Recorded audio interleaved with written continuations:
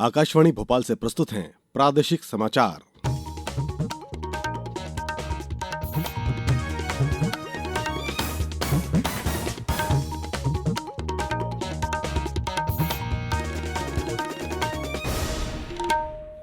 नमस्कार, समाचारों के साथ मैं शरद बाघेला। सबसे पहले इस बुलेटिन के मुख्य समाचार। पश्चिम एशिया में मौजूदा आक्रामक घटनाक्रम को देखते हुए नागरिक उड्डयन मंत्रालय ने निर्धारित 357 उड़ानें रद्द की। बड़वानी जिले में मंत्री परिषद की पहली कृषि कैबिनेट, 27,500 करोड़ रुपए की मिली मंजूरी। प्रदेश के शासकीय कर्मचारियों और पेंशनर्स को 3% बढ़कर मिलेगा महंगाई भत्ता, मुख्यमंत्री डॉक्टर मोहन यादव ने की घोषणा। और प्रदेश भर में किया गया होलिका दहन, आज चंद्रग्रहण, कल मनेगा होली का महापर्व। अब समाचार विस्तार से। पश्चिम एशिया में मौजूदा आक्रामक घटनाक्रम को देखते हुए नागरिक उड्डयन मंत्रालय ने निर्धारित 357 उड़ानें रद्द कर दी हैं। मंत्रालय ने सोशल मीडिया पोस्ट में बताया कि यात्रियों की सुविधा के लिए क्षेत्र की स्थिति पर कड़ी निगरानी रखी जा रही है। मंत्रालय ने कहा कि यात्री सहायता नियंत्रण कक्ष के माध्यम से यात्रियों की शिकायतों की निगरानी की जा रही है और प्राथमिकता के आधार पर उनका त्वरित समाधान सुनिश्चित किया जा रहा है। साथ ही इस अवधि के दौरान एयर सेवा, सोशल मीडिया प्लेटफॉर्म और समर्पित हेल्पलाइन के माध्यम से एयरलाइंस और संबंधित हितधारकों के समन्वय से कुल 559 शिकायतों का समाधान किया गया है। मंत्रालय ने यात्रियों को रद्द और पुनर्निर्धारित उड़ानों के बारे में सटीक जानकारी के लिए आधिकारिक एयरलाइन चैनल देखने की सलाह दी है।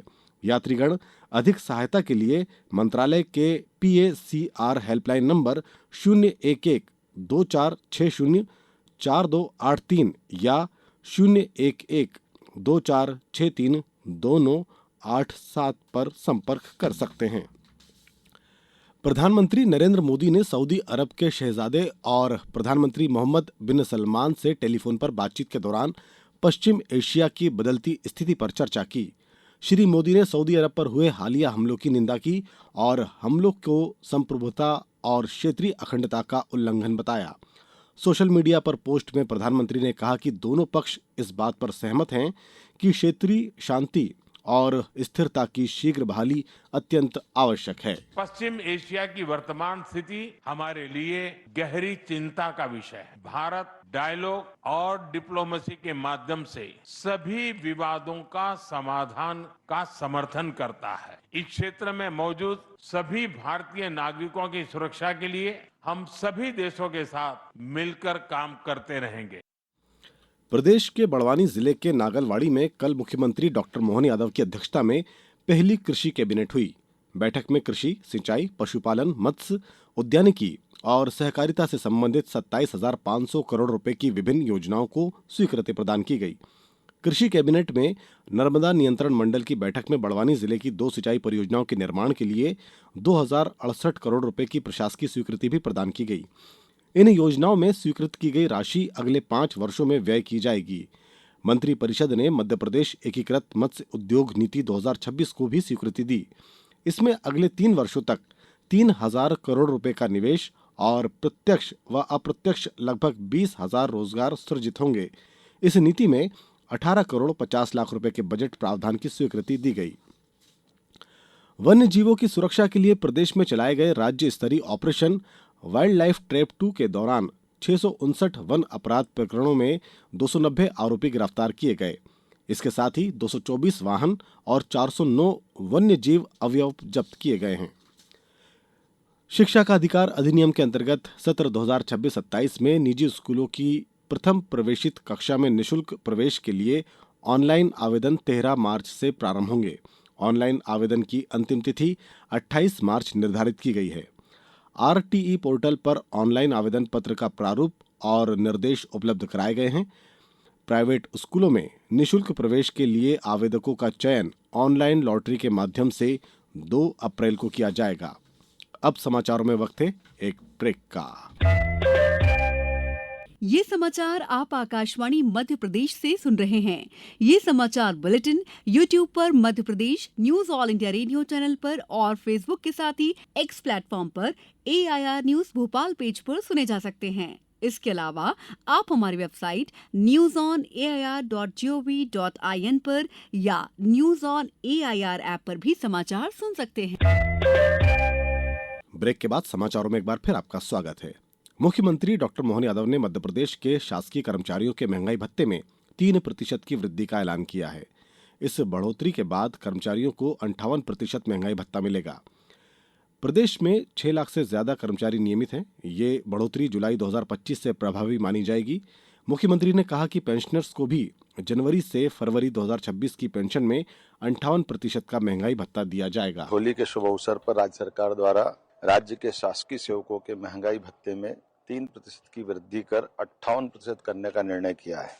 इसके अंतर्गत राज्य के शासकीय सेवकों को भारत सरकार के समान माह अप्रैल 2026 पेड इन मई 2026 के वेतन पर 58% महंगाई भत्ता मिलेगा। इसमें जुलाई 2025 से मार्च 2026 तक के एरियर्स की राशि मई 2026 से प्रारंभ होकर 6 समान किस्तों में भी हमने देने का निर्णय किया है। राज्य के सभी पेंशनर्स को भी जनवरी 2026 पेड इन फरवरी 2026 से 58% का महंगाई भत्ता दिया जाएगा। राज्य शासन ने प्रदेश के कोष एवं लेखा विभाग के सभी अधिकारियों को किराए पर वाहन की सुविधा का लाभ देने की अनुमति प्रदान कर दी है। राज्य शासन ने कोष एवं लेखा विभाग के अधिकारियों की वर्षों पुरानी इस मांग को स्वीकार कर लिया है। इस संबंध में वित्त विभाग मध्य प्रदेश शासन द्वारा कल आदेश भी जारी कर दिए गए हैं। अब कोष एवं लेखा विभाग के अधीन सभी अधिकारी आगामी 1 अप्रैल से किराए पर वाहन की सुविधा का लाभ उठा सकेंगे। प्रदेश में समाधान योजना के द्वितीय और अंतिम चरण को 31 मार्च तक बढ़ा दिया गया है। पूर्व में ये योजना 28 फरवरी तक लागू थी। समाधान योजना में 3 माह से अधिक के बकायेदार उपभोक्ताओं को एक मुश्त राशि जमा करने पर 90% तक सरचार्ज में छूट का लाभ दिया जा रहा है। प्रदेश भर में आज से रंगोत्सव पर्व होली धूमधाम से मनाई जा रही है। राज्यपाल मंगूभाई पटेल और मुख्यमंत्री डॉक्टर मोहन यादव ने प्रदेशवासियों को होली की शुभकामनाएं दी हैं। प्रदेश भर में कल देर रात होलिका दहन किया गया। आज चंद्र ग्रहण के कारण कई स्थानों पर होली नहीं खेली जाएगी। रंगोत्सव कल धूमधाम से मनाया जाएगा। इस बार पर्यावरण संरक्षण और जागरूकता का संदेश देने के लिए होलिका दहन में पारंपरिक लकड़ी की जगह गौ काष्ठ का उपयोग किया गया। राजधानी भोपाल में 1,500 से अधिक स्थानों पर होलिका दहन कार्यक्रम हुए। शहडोल जिले में आदिवासी समाज द्वारा अपनी संस्कृति और परंपराओं के साथ होलिका दहन किया गया। खंडवा शहर में पिछले 25 वर्षों से नशा मुक्ति का संदेश देने के लिए विशेष होलिका दहन किया गया। कल देर शाम शहर के घंटाघर चौक पर गौकाष्ठ से निर्मित होलिका में पान मसाला, तंबाकू उत्पाद और बीड़ी सिगरेट जैसी नशीली वस्तुओं का दहन कर समाज को नशे से दूर रहने का संदेश दिया गया। इस अवसर पर उपस्थित नागरिकों को नशा मुक्ति की शपथ दिलाई गई। आगरमालवा जिले में भी सैकड़ों स्थानों पर आज तड़के होलिका दहन किया गया। वहीं चंद्र ग्रहण के चलते होली नहीं खेली जाएगी, परंतु शोक के घरों परिवारों में रंग डालने की प्रथा का निर्वहन किया जाएगा।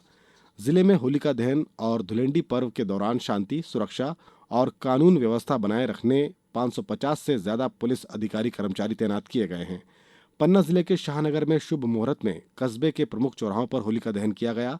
शिवपुरी जिले के ब्लॉक कोलारस अंतर्गत ग्राम राजगढ़ और डेहरवारा में पर्यावरण संरक्षण के उद्देश्य से गोकाष्ठ आधारित होलिका दहन उत्सव आयोजित किया गया। राजगढ़ जिले के ब्यावरा के रंगों का पर्व होली परंपरागत विधि विधान के साथ मनाया जा रहा है। कल देर रात नगर सहित आसपास के गांवों में श्रद्धा और आस्था के साथ होलिका दहन किया गया। मंगलवार को धुलेंडी पर्व मनाया जाएगा। भोपाल में निर्माण परिवर्तन की ओर समिति ने आर्य समाज मंदिर में एक विशेष रंगोत्सव का आयोजन किया। आयोजन के लिए विभिन्न बस्तियों से आमंत्रित किए गए 100 से अधिक बच्चे आर्य समाज मंदिर के प्रांगण में इकट्ठा हुए।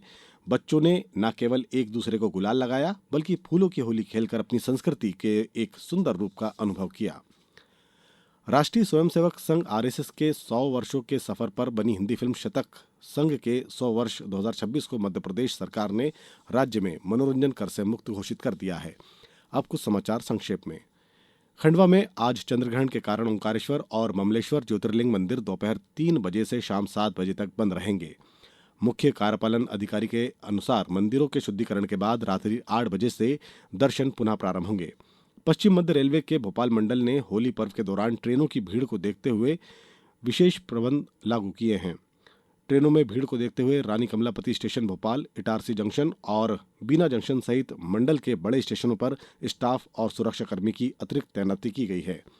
बैतूल में युवा संगम के तहत रोजगार, स्वरोजगार और प्रधानमंत्री नेशनल अप्रेंटिसशिप रोजगार मेले का आयोजन 11 मार्च को शासकीय औद्योगिक प्रशिक्षण संस्थान सदर में किया जाएगा।